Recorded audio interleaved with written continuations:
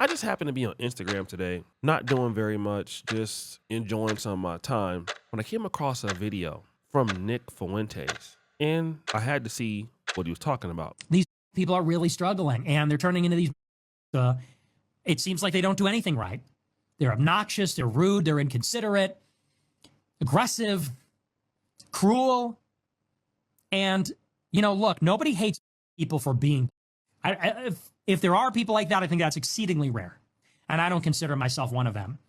The reason that people have negative attitudes about people is because most people's interactions with people are negative.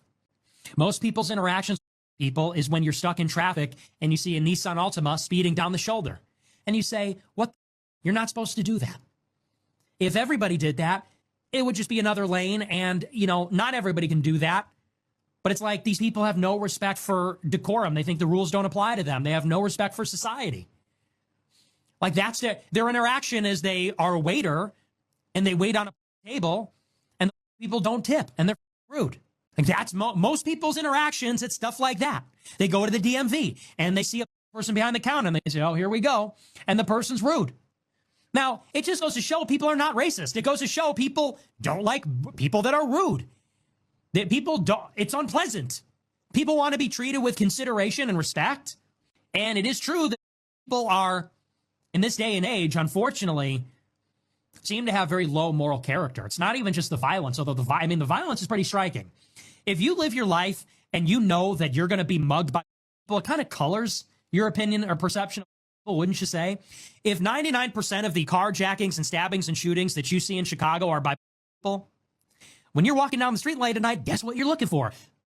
It doesn't take a lot of them to spoil the whole bunch like that. And we just want people to take accountability. And I'm not a bad person. It just seems that every time I encounter you people, for the most part, it's negative. And sometimes extremely negative, like I could get a gun in my face.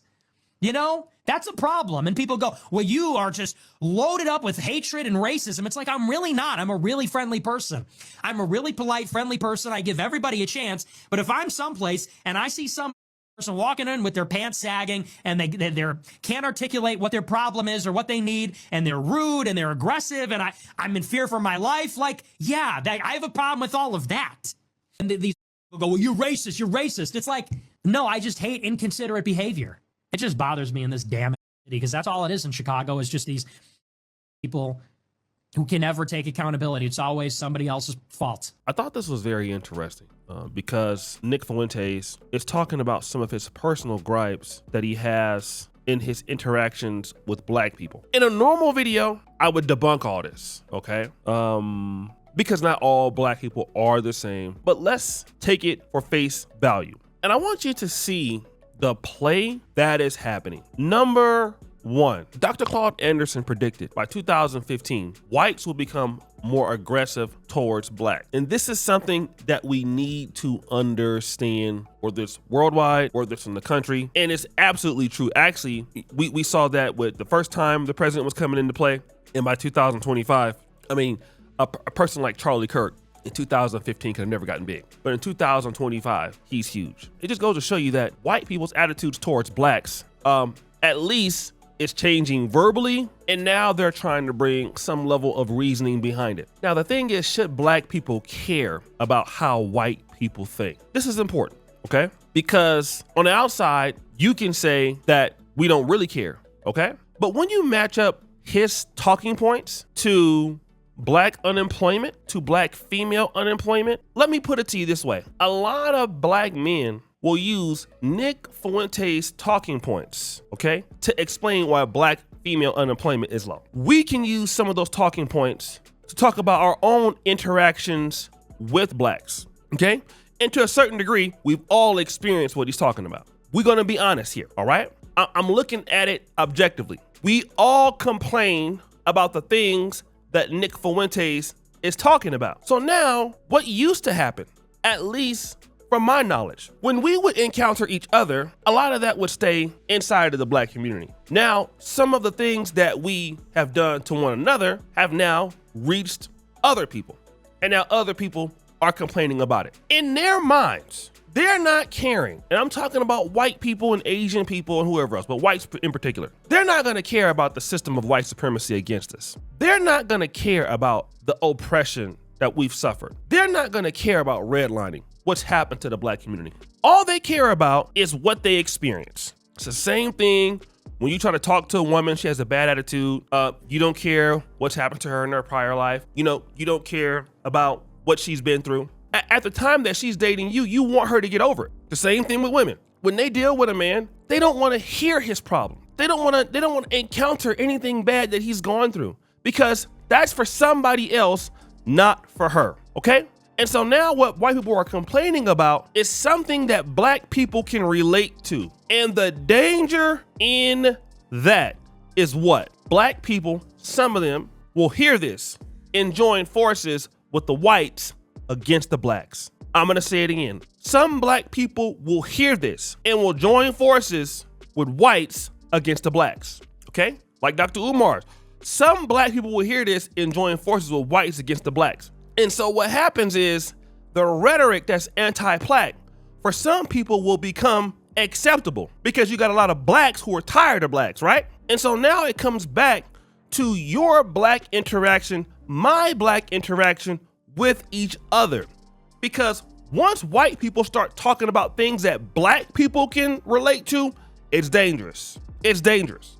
What does that mean? What does this mean, Oshay? What are you talking about? We have an opportunity, a white space opportunity, to change our narrative with one another. That means if we have negative attitudes, bad attitudes, low trust environments, how we treat each other, it's likely that when other groups encounter us, this won't be something they can go out and talk about, because we can honestly say that we don't care. It's not our fault, okay? But we know that this behavior he's talking about, even though he's a white supremacist, we can relate to that. And we gotta have an honest conversation about why we can relate to it. We can try to debunk everything and, well, this is what y'all did. No, we know what they did. We know that they lied. We know that they stole. We know that, but they are not gonna care about that. The black people who eventually would agree with them not gonna care about that. They gonna look at their interactions with blacks too and identify with it. And that's how you get black Charlie Kirk supporters. That's how you get black extreme conservatives. That's how you get a pass for disrespecting black people. And that also becomes part of what we see in the anti-black rhetoric. The whites created it, and our behavior sometimes extends it. That's our ownership in the problem. We have a choice every day in which we get out there and deal with each other, how to treat each other in the black world.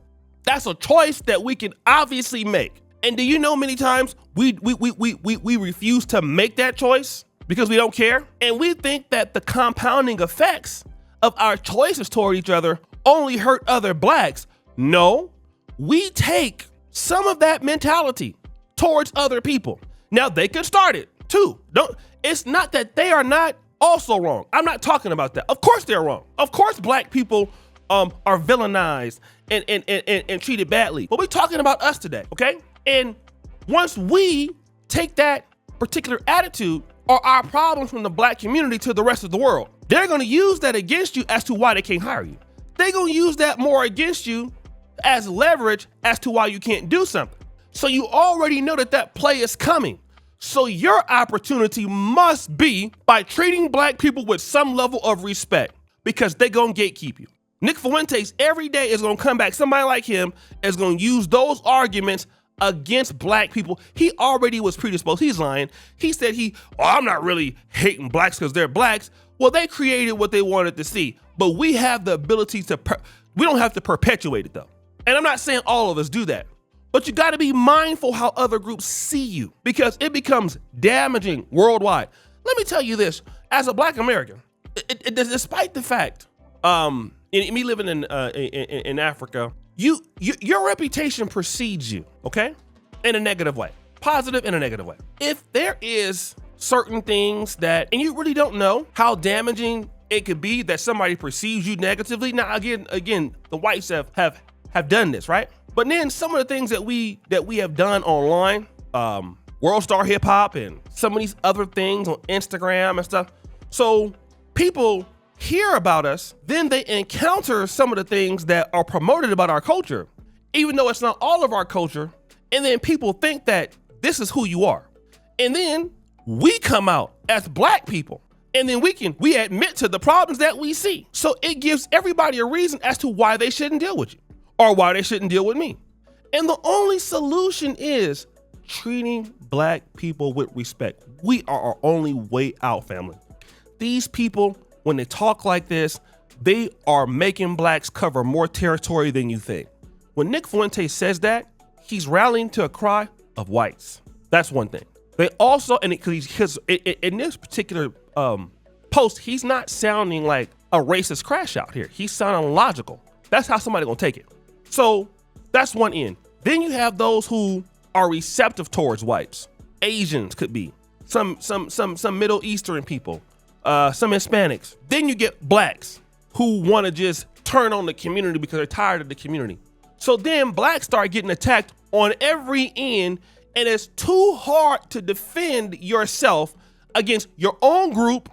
Then you got Africans, then you got Caribbean, some of them, then you got whites, then you got, so do you understand what I'm saying? Over time, that compounds even more.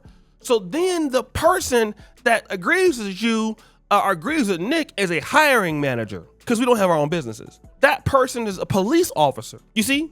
And you don't think nothing of it now, but it compounds over time. And then you see the unemployment rates up there. Who you gonna see they ain't got a jobs? Who you seeing getting different opportunities? See, that's why blacks gotta understand what the play is. When Charlie Kirk comes out and talks about blacks, oh, you know, he's talking facts. Well, he's talking half facts for real, but see, it sounds like he's talking all facts because you can identify with what he's saying some of the time. You've experienced what he's saying some of the times. And you don't understand how dangerous that is, but it's very dangerous. And either we're gonna change our attitude towards each other and look at each other with some respect. It's gonna be hard to do all the time because we ain't trained to do that.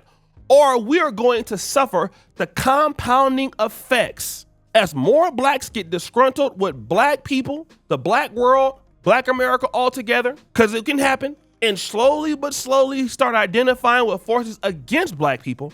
And then there's monetization in that. We'll be having to cover too much ground to defend our own self. And we can say, well, we've been doing that for years, but then it comes to a point where the compounding effects is just too much. It's just too much. And we gotta understand where we are in that equation and what we can do to try to stop that.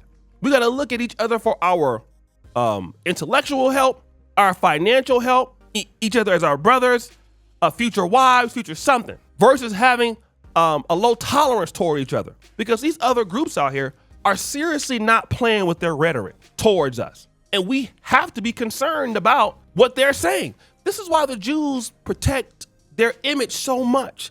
Like, do you want to know why the Jews make everybody pay for talking down on them, even if it's true or not? Because perception matters, okay? It matters. When negative press gets on a community, it matters a lot, and they know this. That's why the Jews will do anything to stop that from permeating. So they own things, and they spend money with both parties so that you can't do it. But blacks, we don't own a lot, and we're loyal to one party who don't like us, so then anybody can insult us.